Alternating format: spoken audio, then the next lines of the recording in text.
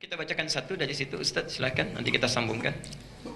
Mohon penjelasan tentang tafsir surat Al-Kahfi ayat 65 sampai 82 tentang pertemuan Nabi Musa dengan seorang hamba yang diberi hikmah. Bismillahirrahmanirrahim. Musa alaihi salam seorang nabi yang sangat saleh, sangat luar biasa, ya. Di balik kesalehannya itu, beliau juga harus diakui sebagai manusia biasa, ya. Manusia yang diberikan risalah oleh Allah, ada dua jenis risalah. Risalah yang ditujukan langsung kepada diri pribadi tanpa harus disebarkan kepada umat, ya. Itu disebut dengan nabi. Risalahnya disebut dengan naba. Ada Quran surah 78 An-Naba, ya. An-Naba. Jadi risalahnya disebut dengan naba, orang yang menerima disebut apa? Nabi yang dapat berita besar tapi tidak disampaikan kepada umat, ya. Nabi pertama yang ada di muka bumi itu Nabi Adam. Adam, karena umatnya belum ada, hanya Adam dan istrinya, kemudian keturunannya. Karena itu beliau tidak dimintakan menyampaikan risalah kepada umat yang lain karena belum ada umat. Adam nabi, bukan rasul. Sedangkan yang kedua, diberikan risalah. Diberikan risalah bukan sekedar untuk dirinya sendiri, tapi disampaikan kepada umat yang sudah mulai menyimpang dari manhaj, ya. Nah, risalah yang kedua ini wahyunya, ya, disebut dengan wahyu, ya. Diterima, kemudian disampaikan kepada umat. Orangnya yang mendapat risalah ini, yang pertama naba, kedua risalah, disebut dengan rasul, ya. Di orangnya disebut apa? Rasul. Rasul pertama yang sampai kepada kita, kemudian menyampaikan risalah Islam, itu adalah Nabi Nuh alaihi salam, ya. Jadi dari zaman Nabi Adam alaihi salam, kemudian terlahir keturunan-keturunan, itu belum menyimpang. Setelah Adam meninggal, keturunan mulai menyebar dan sebagainya, terjadi kemaksiatan-kemaksiatan, ya. Setelah itu ada 6 orang soleh, ya. 5 sampai 6 orang soleh yang nanti diabadikan di surat Nuh itu, ya. Ada Ya'uq, ada Wadda, ada Suwa dan sebagainya. Kemudian meninggal dunia. Orang soleh ini saat meninggal dunia dirindukan oleh masyarakatnya. Ya Allah, gitu kan? Kok rasanya sepi, nggak ada orang yang bisa meneduhkan lagi dan sebagainya. Baik. Singkatnya, ketika merindukan itu, dibuatlah miniaturnya, dibikinkan patung. Dengan harapan mudah-mudahan dengan lihat patung itu ada ketentraman lagi. Muncul lama-kelamaan, kok kayaknya patung ini kok ngelirik-lirik saya ya. Kayaknya kok agak senyum-senyum ya.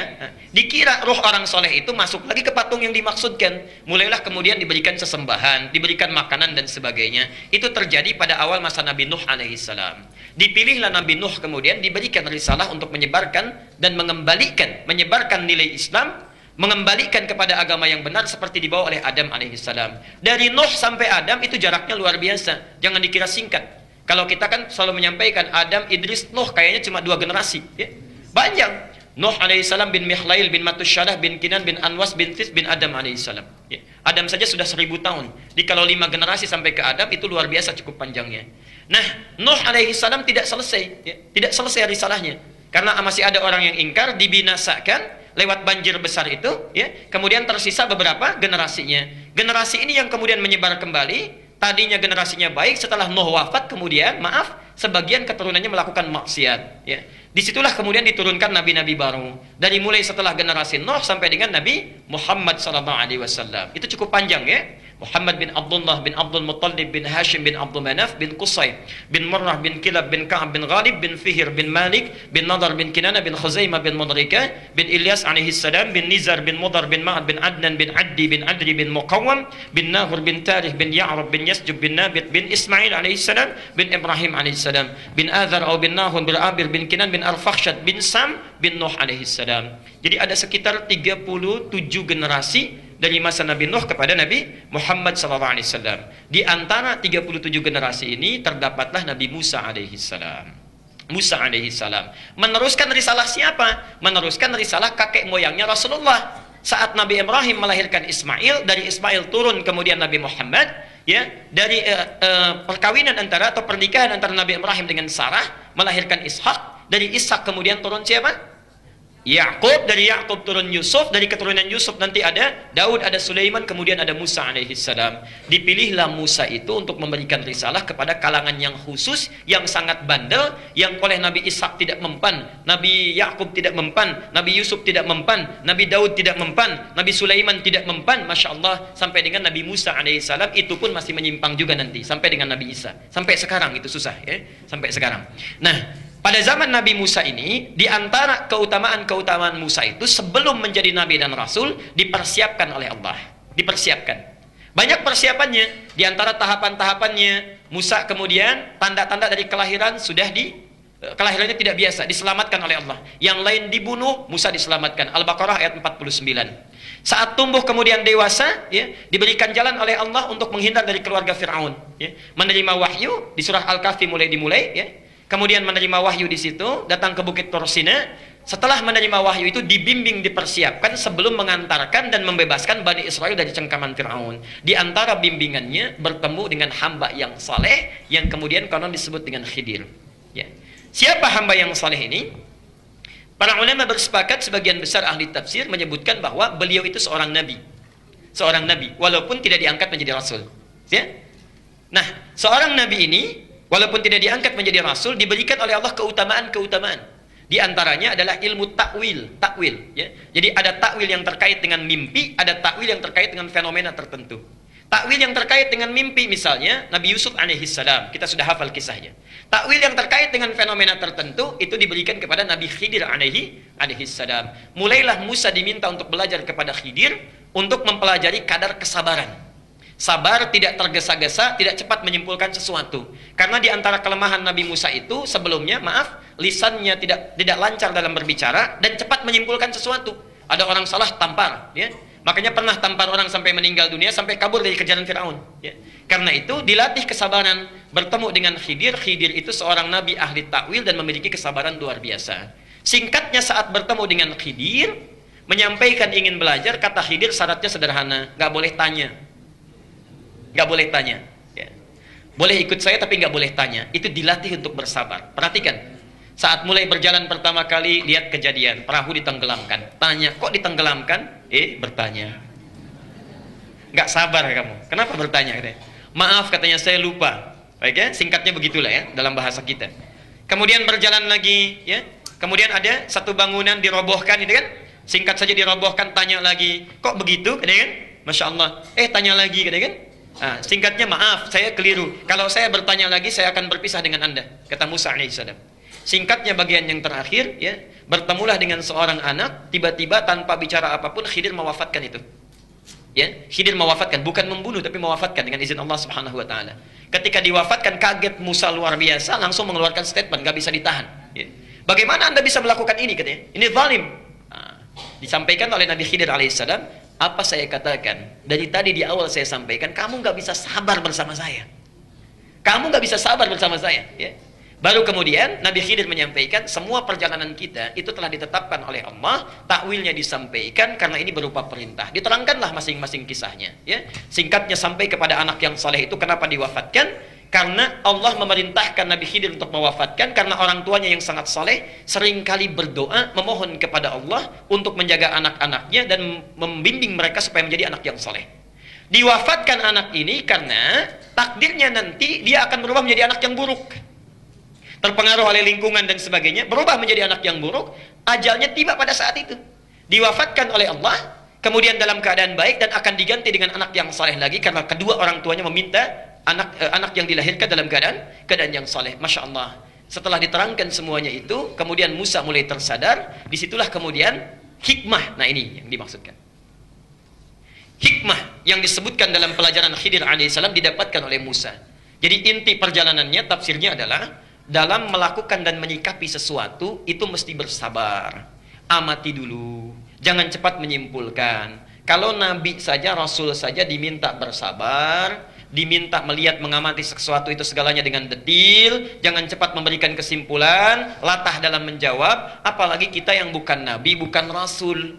Ini pelajaran khususnya bagi para ustadz, para ulama, jangan mudah memberikan fatwa, ditanya A, dijawab A. Tanya 1 dijawab 10, macam-macam, Masya Allah, ya. Mesti takut kepada Allah, takut, hati-hati dalam memberikan fatwa, bersabar dalam memberikan hukum, ya. Dari pelajaran inilah kemudian didapatkan oleh Musa, lalu mulailah datang dengan Nabi Harun alaihissalam, mulai untuk membawa Fir'aun kembali kepada ajaran Islam. Sudah punya modal kekuatan, punya modal kesabaran, jadi nanti kalau Fir'aun caci maki nggak dibalas dengan caci maki, kalau Fir'aun marah-marah tidak dibalas dengan marah-marah, karena bekal sabarnya sudah ada sebelumnya. Itu kira-kira tafsir cepatnya. Nah, rahasia satu yang jarang orang baca. Ada satu rahasia yang sangat besar yang harus Bapak Ibu garis bawahi. Kenapa anak tadi diwafatkan? Saya sampaikan karena orang tuanya seringkali berdoa. Nah, Bapak Ibu sekalian, di dalam Quran itu ada banyak ayat yang menerangkan doa orang tua sangat berpengaruh kepada anak. Sangat berpengaruh kepada anak. Saya berikan 3 contoh misal, dengan cepat saja. 1, Quran surah ke-7 Al-A'raf ayat 189. Quran surah 7 ayat 189. Insyaallah. Ada? Oke. Sudah, saat Adam bertemu dengan Hawa, kemudian melakukan hubungan suami istri, Hawa mulai mengandung, kandungan ringan sampai berat, ya. Kemudian, perhatikan, poinnya, lihat ujung ayatnya. Saat menjelang masa persalinan itu, da'awallaha, suami istri itu kemudian berdoa, Adam dan Hawa kemudian berdoa, la in ataitana salihah lanakunanna minasyakirin. Ya. Suami istri berdoa sebelum dilahirkan. Kalau dalam bahasa kita, bahasa bebasnya, misal suami berdoa, duhai Allah, dalam rasa sakit yang tengah dirasakan istriku ini saat akan dia menjalani persalinan, mohon ya Allah, dalam sakit yang dia emban dalam menerima amanahmu ini, mohon ganti rasa sakitnya dengan anak soleh yang akan dia lahirkan. Tentu kami akan merasa bersyukur dengan itu. Ibu juga begitu. Saat sakit dalam keadaan mengandung, menjelang masa persalinan, ya, yang dilakukan jangan banyak mengeluh. Aduh Pak sakit, aduh Pak pijitin ini, aduh Pak miring sini sakit. Perbanyak doa. Perbanyak doa. Karena orang-orang yang tengah mengandung, orang-orang yang tengah menerima amanah Allah dalam lelahnya, doanya cepat terkabul. Doanya cepat terkabul. Duhai Allah, dalam sakit yang tengah saya rasakan ini, mengemban amanahmu, mohon ya Allah, ganti rasa sakit ini dengan lahirnya anak saleh yang telah Engkau tetapkan. Tentu saya akan sangat bersyukur kepadamu, ridha dengan sakit yang saya terima ini. Kalau saya sudah bermohon dalam keadaan demikian, belum juga Engkau kabulkan, dengan cara apa lagi saya mesti bermohon kepadamu ya Rabbal Alamin? Boleh. Masya Allah, itulah yang pernah dilakukan oleh Nabi Adam alaihissalam, diikuti oleh Nabi Yakub ketika punya anak Yusuf dan 11 saudaranya, dari beberapa istri yang berbeda. Yusuf punya anak namanya Bunyamin, dari ibu namanya Rahil. Nah, 10 saudara yang lain itu cemburu kepada Yusuf. Saya persingkat, berencana untuk membunuh Yusuf. Kumpul di satu tempat di samping rumah. 9 orang mengusulkan, uqtulu Yusuf, bunuh saja Yusuf. 1 orang mengusulkan, jangan bunuh, lemparkan fi ghayabatil jub. Lemparkan ke tempat gelap saja, gak usah dibunuh. Nanti akan dibawa oleh pedagang menjauh dari kita. Saya mau tanya, maaf, kalau ada musyawarah 9 orang memutuskan A, 1 orang memutuskan B, mana yang diambil? 9. Dan setan kalau sudah maksiat gak akan nanggung. Datangnya nodong, ya. Datang ke angkot mau nodong, begitu teriak nusuk, ya. Nanggung, yang lainnya pun dilukai juga. Setan gak akan nanggung. Tapi yang ini luar biasa. Begitu 9 mengusulkan bunuh Yusuf, yang 1 mengatakan jangan bunuh. Ternyata yang 1 ini yang diterima, bukan yang 9. Yang 1 yang diterima. Apa penyebabnya? Para ulama menyampaikan itu karena doa Nabi Yakub alaihissalam yang sering berdoa supaya Allah bisa menjaga mereka untuk tidak melakukan perbuatan yang keji. Jelas sampai di sini? Ya. Maka saya mohon sebesar-besarnya berdoakan anak-anak kita. Kalau bapak ibu yang belum hafal Quran sampai sekarang, jangan cegah anaknya hafal. Ya. Kalau bukan anaknya, barangkali sudah dewasa, jangan cegah cucunya hafal. Doakan dari sekarang. Barangkali dengan doa itu satu saat itu yang akan mengembalikan kepada kebaikan. Umar, kisah nyata, seorang anak sekolah di sekolah internasional. Saya persingkat saja, ini kisah nyata yang saya terima. Bapaknya sibuk luar biasa, ibunya juga sibuk, ya. Tapi ibunya ini masih bisa mengantarkan anak sekolah, bisa menemani. Kalau di sekolah internasional kan suka ada hari ayah ya, Father Day ya, hari ayah. Dan anak-anak berkreasi supaya dilihat ayahnya. Masya Allah, kalau anak-anak yang lain itu setiap hari ayah yang datang bapaknya. Anak-anaknya tampil, ada yang nyanyi, ada yang bermain macam-macam, ada yang puisi. Cuma Umar saja yang bapaknya nggak pernah sempat hadir. Karena saking sibuknya luar biasa. Insya Allah. Yang diutus ibunya lagi. Satu kali, ibunya berkata kepada bapaknya, bukankah kamu sudah berjanji akan datang?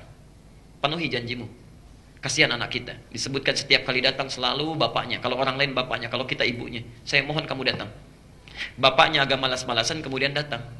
Saya persingkat, duduk bagian paling belakang.